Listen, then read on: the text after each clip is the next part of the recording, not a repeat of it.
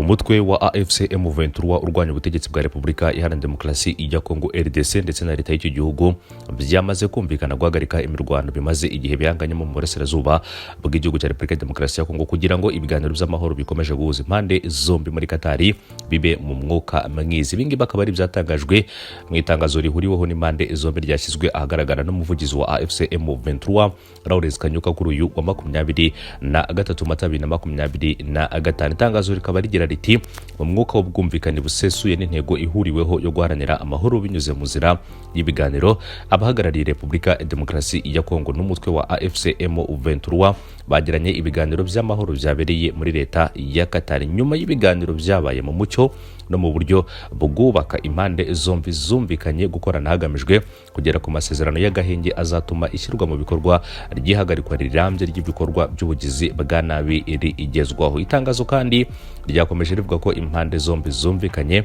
guhita rero zihagarika imirwano ku kanya ndetse no kwamagana burundu amagambo y'urwango n'iterabwoba ndetse no guhamagarira abaturage b'ingeri zose kubahiriza izi ingambi. Impande zombi kandi zumvikanye gukurikiza izo ngamba zavuzwe haruguru zivuga ko ari umusingi w'ibiganiro byubaka bigamije kandi kugera ku mahoro arambye muri Repubulika ya Demokarasi ya Congo n'akarere muri rusange. Ibyo biganiro kandi bizibanda ku mpamvu muzi y'iyo ntambara ikomeje ndetse rero n'uburyo burambye bwo kuyirangiza mu burasirazuba bwa Repubulika ya Demokarasi ya Congo. Abahagarariye kandi leta ya Repubulika ya Demokarasi ya Congo ndetse na AFC M23 biyemeje kandi kubahiriza izi ngamba guhera ubwo ibiganiro bitangira kugeza aho bizarangirira habonetse umuti urambye, ndetse basaba abanyekongo bose, abayobozi b'amadini n'itangazamakuru gushyigikira ndetse no gusakaza ubu butumwa bw'icyizere n'amahoro. Bashimiye kandi byimaze iyo leta ya Katari ku ruhare rwayo ndetse no kubwitangira idahwema kugaragaza mu korohereza ibi biganiro by'amahoro. Y'intambwe kandi ibiganiro itewe nyuma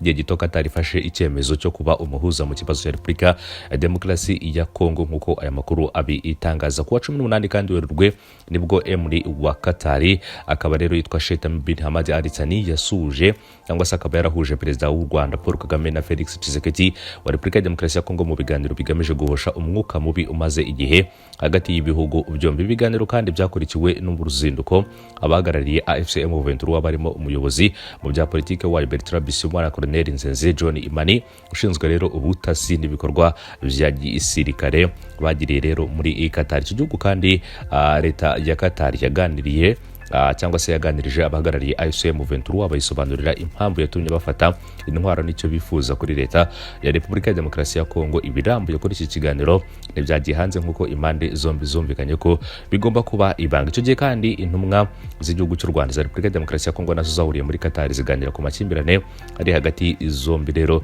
cyangwa se ari hagati zombi rero kuva muri 2022 ashingiye hanini ku rugamba rwa AFC M23. Ni mu gihe kandi Repubulika ya Demokarasi ya Congo yavuye ku izima yemera kuganira na AFC M23.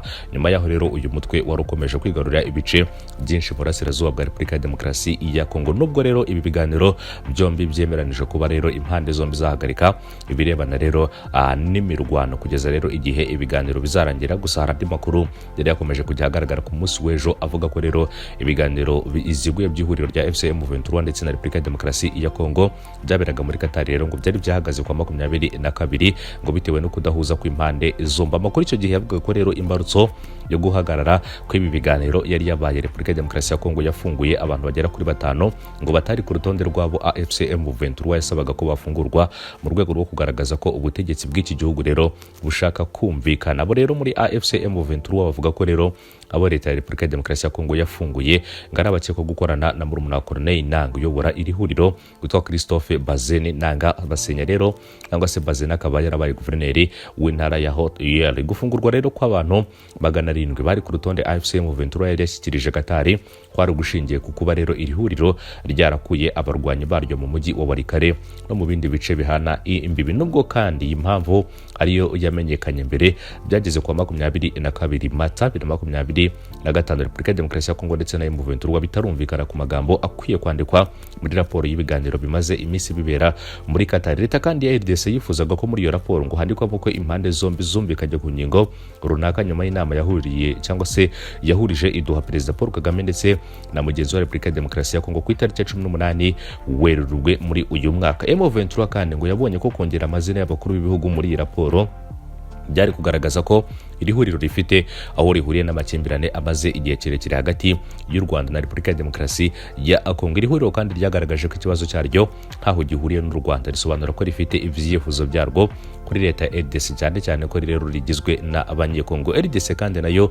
muri ibyo biganiro yasabaga ko muri iyi raporo handikwa ko M23 bisaba imitwe yitwaje intwaro yose kurambika intwaro, ariko nabyo iri huriro ryarabyanze, rigaragaza ko rero haba harimo kujijisha. M23 kandi yagaragaje ko n'ubusanzwe ingabo za Repubulika ya Demokarasi ya Congo zikorana n'imitwe yitwaje intwaro yose yibumbiye mu ihuriro rya Wazalendo, bityo ko rero bishobora kwitwa ko yasenyutse ariko igikorera muri Leta. Ubwo rero kandi M23 atangazaga ko igiye gukura abarwanyi mu mujyi wa Walikale, yasabye abawutuye kwishira muri gahunda rero cyangwa se kwishyira kuri gahunda ngo birinde umutekano cyangwa se birindire umutekano. Yaburiye kandi ihuriro ry'ingabo za Repubulika ya Demokarasi ya Congo ko niryongera kugaba ibitero ku mutwe wa M23 izawisubiza. Ingabo kandi za RDC n'imitwe ya Wazalendo byatangiye kugenzura umujyi wa Walikale n'ibindi bice bihana imbibi ubwo M23 yavaga muri uyu mujyi.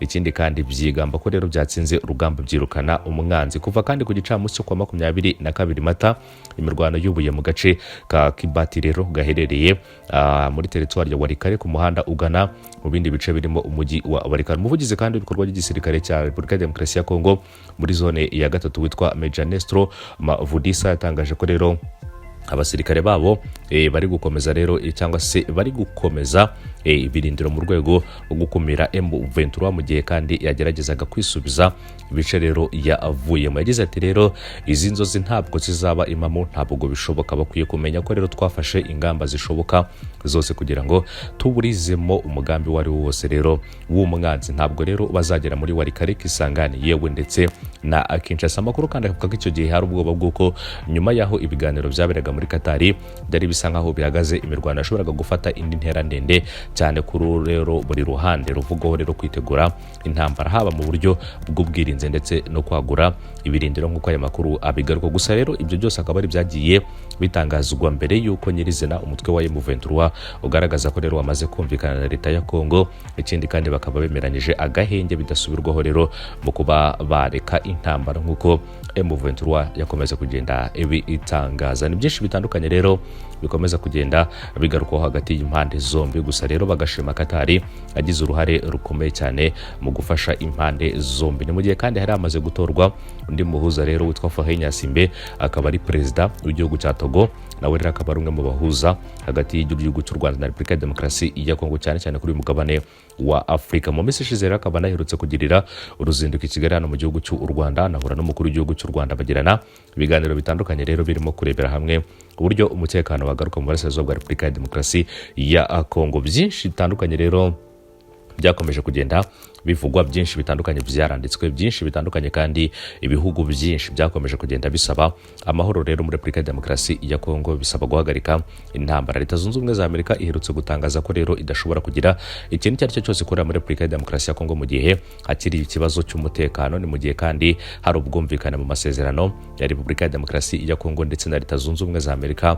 Akaba ari ubwumvikane rero bushingiye ku kuba impande zombi zishobora kugirana imikoranire cyane cyane ishingiye ku bucukuzi bw'amabuye y'agaciro nk'uko Leta Zunze Ubumwe za Amerika ari byo imazemo iminsi mu ruzinduko rutandukanye cyangwa se mu nzinduko zitandukanye.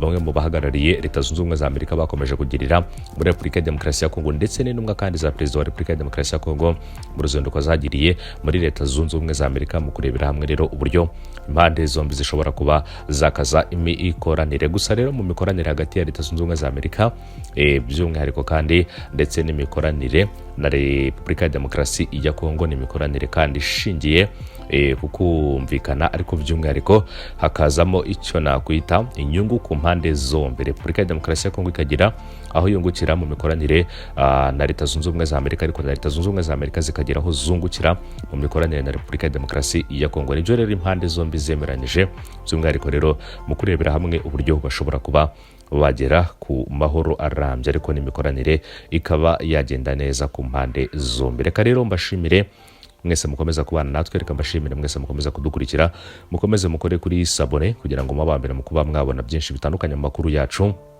abagezweho 5/5. Mukomeze rero mukore kuri subscribe, ikindi kandi munakande inzogera, mukore like, mukore share kugira ngo mubashe gusangiza n'abandi amakuru yacu aba agezweho mu buryo bugezweho 5/5. Ndabashimiye cyane rero, mukomeze kugira umunsi mwiza kuri mwese mukomeje kubana natwe. Amakuru yacu nakagaruka kuri byinshi bitandukanye.